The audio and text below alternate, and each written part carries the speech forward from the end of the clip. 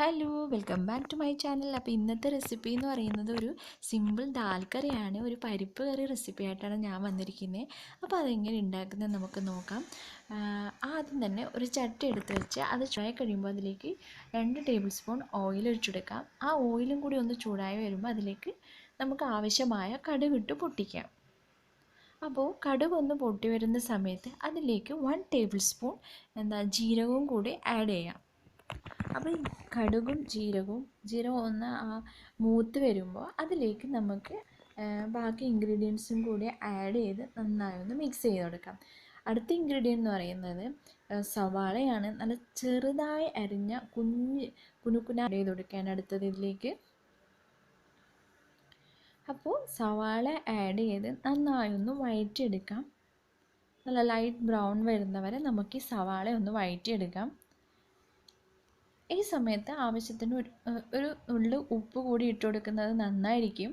അപ്പോൾ സവാള വഴണ്ട് വന്നിട്ടുണ്ട്. അതിലേക്ക് ഇഞ്ചി വെളുത്തുള്ളി പേസ്റ്റും ഒരു ചെറിയ ടൊമാറ്റോ തക്കാളി അരിഞ്ഞതും കൂടി അതിലേക്ക് ആഡ് ചെയ്ത് നന്നായി ഒന്ന് മിക്സ് ചെയ്തെടുക്കാം. തക്കാളിയും ചെറുതായാണ് അരിഞ്ഞിരിക്കുന്നത്. അപ്പോൾ ഇതൊന്ന് നന്നായി നല്ല ഒരു നന്നായി ഒന്ന് വഴറ്റിയെടുത്ത് ഇതിലേക്ക് നമ്മൾ ഇതിനാവശ്യമായ പൊടികളാണ് ഇട്ട് കൊടുക്കാൻ പോകുന്നത്. അപ്പോൾ തക്കാളി, ഉള്ളി, ഇഞ്ചി, പച്ചമുളക് വെളുത്തുള്ളി എല്ലാം ഒന്ന് മൂത്ത് വന്നിട്ടുണ്ട്. ഇനി ഇതിലേക്ക് ഒരു മുളക് നിങ്ങൾക്ക് എരിവ് എത്രത്തോളം വേണമെന്ന് വെച്ചാൽ അനുസരിച്ച് നിങ്ങൾക്ക് ഇതിലേക്ക് മുളക് ഇട്ട് കൊടുക്കാവുന്നതാണ്. ഞാനിവിടെ ഒരു പച്ചമുളക് മാത്രമാണ് ഇട്ട് കൊടുത്തിട്ടുള്ളത്. ഇതിലേക്ക് നമ്മൾ ആഡ് ചെയ്യാൻ പോകുന്നതെന്ന് പറഞ്ഞാൽ ഒരു 1/2 ടേബിൾ സ്പൂൺ മുളക് പൊടി. അതൊന്ന് മുളക് പൊടി ഇട്ട് നന്നായി ഒന്ന് വഴറ്റിയെടുക്കാം. ഇനി ഇതിലേക്ക് ആഡ് ചെയ്യാൻ പോകുന്നതാണ് 1/4 ടേബിൾ സ്പൂൺ നമ്മൾ മഞ്ഞൾപ്പൊടി ഇതിലേക്ക് ആഡ് ചെയ്ത് കൊടുക്കാം. അല്ലാന്നുണ്ടെങ്കിൽ നമ്മൾ ഈ പരിപ്പ് വേവിച്ചെടുക്കുന്ന സമയത്ത് നമുക്കതിലേക്ക് ഇട്ട് കൊടുത്താലും മതി. ഇട്ട് കൊടുക്കാത്തവരാണെങ്കിൽ നമുക്ക് ഇതിലേക്കും മഞ്ഞൾപ്പൊടി ഇട്ട് കൊടുക്കാം. ഇപ്പോൾ ഞാൻ പരിപ്പ് വേവിച്ചെടുക്കുന്ന സമയത്ത് മഞ്ഞൾപ്പൊടി ഇട്ടുകൊണ്ട് ഇതിലിട്ടില്ല. ഇപ്പം ഞാനിട്ടത് ഇതിൽ ഒരു 1/2 ടേബിൾ സ്പൂൺ മല്ലിപ്പൊടിയാണ്. അപ്പോൾ എല്ലാം കൂടി ഒന്ന് നന്നായി വഴറ്റിയെടുക്കാം.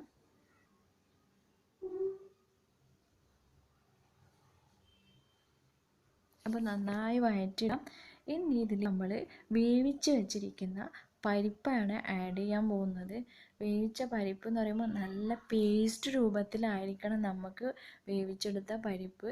അത് നമ്മൾ ഇതിലേക്ക് ആഡ് ചെയ്ത് നന്നായി ഒന്ന് മിക്സ് ചെയ്തൊന്ന് തിളപ്പിച്ചെടുക്കാം. അപ്പോൾ ഞാൻ നിങ്ങൾക്ക് കാണിച്ചു തരാം. ഈ ഒരു രൂപത്തിലാണ് പരിപ്പ് വെന്ത് നമുക്ക് കിട്ടേണ്ടത്.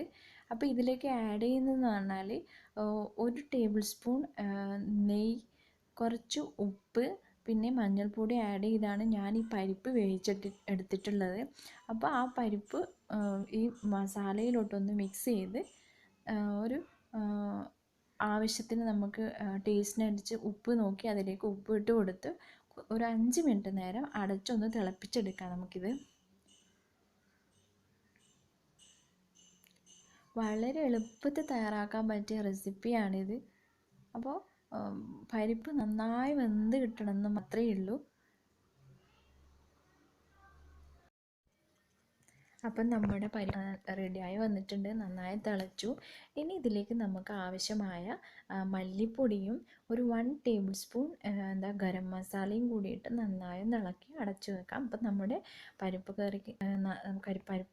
കറി ആയിട്ടുണ്ട്. അപ്പോൾ ഇതൊരു വളരെ എളുപ്പത്തിൽ തയ്യാറാക്കാൻ പറ്റിയ ഒരു റെസിപ്പിയാണ് ഇത്. അപ്പോൾ എല്ലാവരും ട്രൈ ചെയ്യണം.